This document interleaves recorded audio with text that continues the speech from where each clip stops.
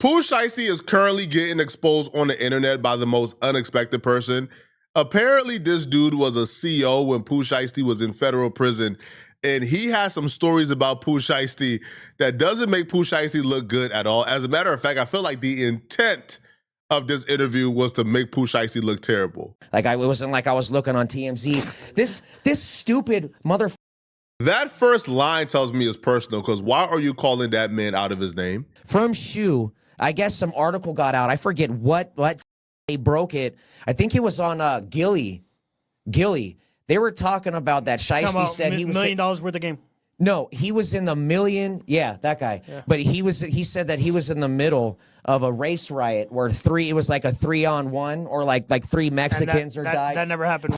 No. Now, at first I think, okay, maybe he's just trying to clear up certain rumors because he works there, right? And he takes the security of the prison pretty seriously. So if somebody comes out of jail and they make up this lie that makes the prison look unsafe, then he's upset and mad. But I quickly found out this dude is not upset about anything principled. This dude is just clout chasing. This is just clout chasing in general. Like this has to disqualify you from ever working as a CEO again, right? Because is this allowed? Like, you work as a CEO, you interact with these people, and then you leave your job and go and gossip on a random podcast about the celebrities who you had to watch. To me, that's just unethical, like completely. So he tells a story on how he believes that Pooh Shiesty is actually soft. Pooh Shiesty was not a gangster in prison. Pooh Shiesty, was actually soft. He did a couple of suspect and sketchy things in prison and questionable things, that should disqualify him from ever claiming to be gangster in the outside world. I'm just sitting back and watching this and thinking, why do a correctional officer care this much to go on a podcast and speak this passionately about Pooh Shiesty's street credibility? Why do you care? Bro, what the if that happened at Victorville, the most notorious federal prison, that in Beaumont, is this, yeah. 1,000%. If 3 motherfuckers died there, like if there was what he said, a race riot, that should have been on So he was a wheelchair pusher for a BMF associate. So when he's a wheelchair pusher, what he's there for. Like he's paying for protection. Magically, he was only on the yard for a couple months. He got popped on a UA and he went to SHU. And when he served his time, his DS time for being there for a failed drug test, he refused to go back out to the yard. In that world, it doesn't matter if you're a gangster, it doesn't matter whatever world you go by. When you're done with your segregation time, you're supposed to walk the yard. It doesn't matter if you are about your. If you don't have a bad jacket, you're supposed to hit that mother and you go out to the compound. That's what prison is. Everything about clowns like this disgusts me. Like, I'm absolutely disgusted at this behavior. I'm disgusted, bro. First off, I don't give a damn if Pooh Shiesty was scared, if he was gangster in prison. I don't care, bro. Right? But you know what I don't care about? I don't care about the police telling me what gangster is. Sir, you are a literal cop. You are an officer. You are an officer, sir. Why are you so infatuated with street credibility? You are a cop. You are a cop. Yo, this man is talking like, oh, nah, bro, you supposed to walk the line. Yeah, you supposed to be gay. Nah, you know what you signed up for? Bro, you a police officer. What are we talking about here, bro? Yo, if you look at Pooh Shiesty file for, in your words, doing police activity, then how do you view yourself? How do you view people like you? This is sickening. This is disgusting. This is some nasty work, bro. But we know dudes like this, bro. We know these type of white boys, man. Bro, they grow up with like 2 black friends, and all of a sudden they think that they are part of the cookout. They can come to the barbecue. They can get down with the get down. Yeah, they know what's happening, yo. Man, hey, bro. Yo, Pooh Shiesty got to find a way to sue the living heck out of this dude, bro. And you can even see how he's talking with like the profanity and the cussing. If Pooh Shiesty was in front of him, I guarantee you he wouldn't do this.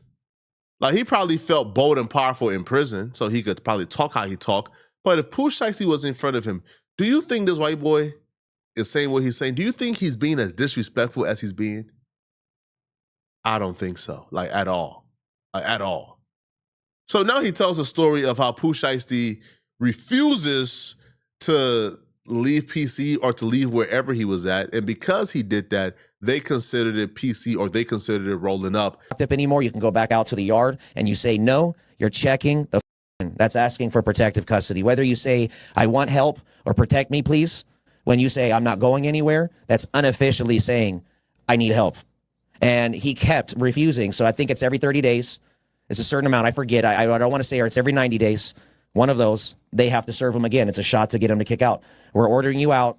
This is what you're going to get. And I think it's 307, like refusing programming or refusing an order. I remember a little bit, but just something simple like that. That's all you need, a 300 series. And they keep stacking it and stacking and stacking it. It builds up and they ship him somewhere else. So that tells you he was no good when he got out. So not only were you no good while you were in, you were definitely no good when you came back out after you went in there bragging about something you were not. You were a wheelchair pusher for a BMF associate, and you ran with the Muslims. Is that what? There's been questions about Pooh Shiesty's paperwork. There's certain things like the proffer and other things of that sort. But all his co-defendants, I guess, agreed that they all agreed to the proffer. They all agreed to what was going to be in the proffer. They all agreed to what Pooh Shiesty was going to take credit for and what they were going to take credit for. They all agreed, you know, on exactly what was going to happen before they all sign up for the proffer or they all pled guilty. So, like, you know, I've seen a few people like try to bring it up or try to accuse Pooh Shiesty of being a rat. But for the most part, Pooh Shiesty like kind of overcame the rat accusations, and dare I say he kind of proved it wrong. He kind of proved he didn't tell. He kind of proved he didn't rat. But this dude would insinuate that Pooh Shiesty was no good. His paperwork wasn't straight, and that's why he didn't want to walk the main line, because that paperwork wasn't good and wasn't straight. This, and as you listen to this, I want to remind you, this is a police officer saying this. This is an officer saying this, bruh.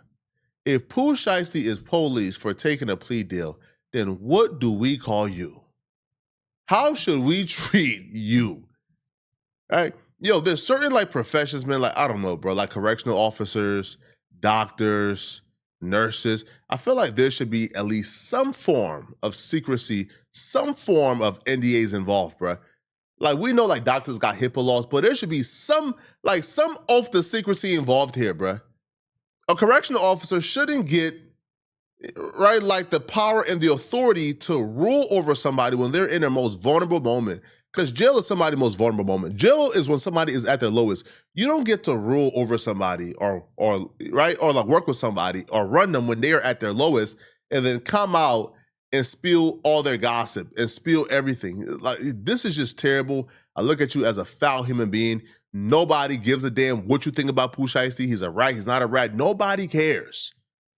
We're looking at you flawed more than we're looking at Pooh Shiesty. Now, what he says in regards to Pooh Shiesty being scared to walk the main line, like, I don't think so, bro. But Pooh Shiesty paperwork checked out for the most part. And also, bro, Pooh Shiesty took that plea deal, what, like 3 years into him being incarcerated? So that plea deal will have nothing to do with Pooh Shiesty walking the main line the first 3 years, right?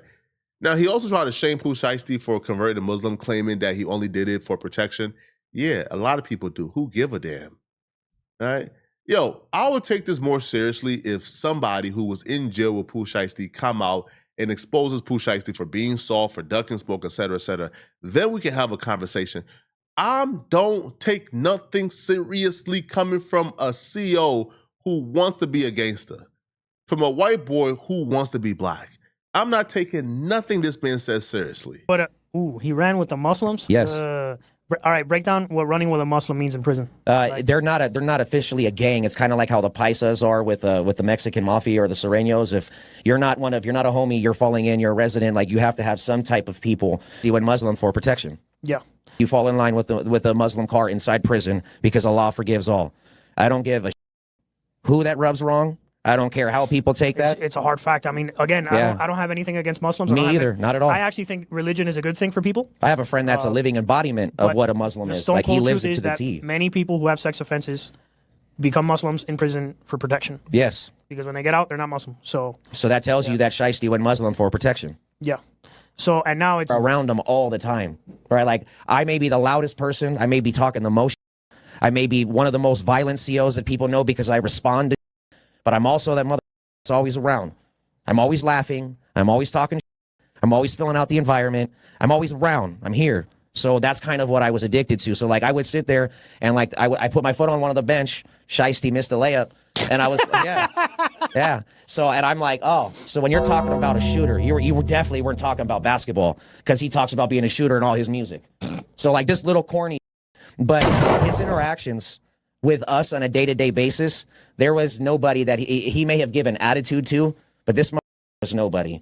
You know, so like when you see that video, like I understand why he has all those people. I understand why guns make people feel tough. That's all I saw from that. So there's a lot of people that are really gangsters with or without guns, and you know that in prison. You know who the are real. After he left, was there talk on the compound about him or his? So there was talk since he got there. Like everyone thought he was arrested, especially when he didn't come back out. Listen, he was paying for protection. I think he didn't come back out because his Spotify streams were made. That was when Gucci was cutting a bunch of people off his label at that time. This man is a super fan, bro. He is a super fan. You imagine saying that Pooh Shiesty is a nobody when the highlight of your life is being his correctional officer in prison. This man knows about Gucci Mane, knows about Pooh Shiesty's streams numbers, how much streaming he was doing. Bro, you are a super fan. And I can almost guarantee when you guys was in prison, you was on that man's you know what, bro.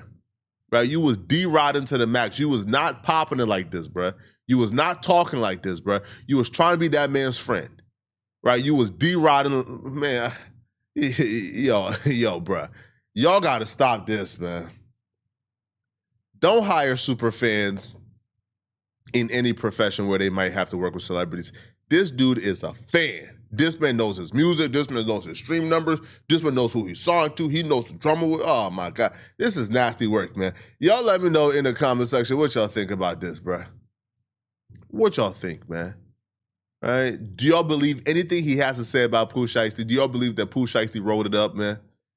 Do y'all think that Pooh Shiesty was moving scary in prison? Now, Shiesty is back, right? But, yo, the comment where he says Pooh Shiesty was a nobody is still rubbing me the wrong way, bro. Now, Pooh Shiesty is obviously back in jail. But compare the 4 to 5 months that Pooh Shiesty was free. Compare what Pooh Shiesty accomplished in those 4 to 5 months to this dude's entire life. I can almost guarantee Pooh Shiesty is more accomplished in 5 months than he ever was. Man, y'all let me know in the comment section what y'all think about this, okay? If you're still watching this video and you want to watch another good video, click on this video right here somewhere on my screen, somewhere here, or here to find out how K. Michelle just exposed and humiliated her poor husband. I'm going to see you guys in this video right here somewhere on my screen. I'm out of here, folks. Peace.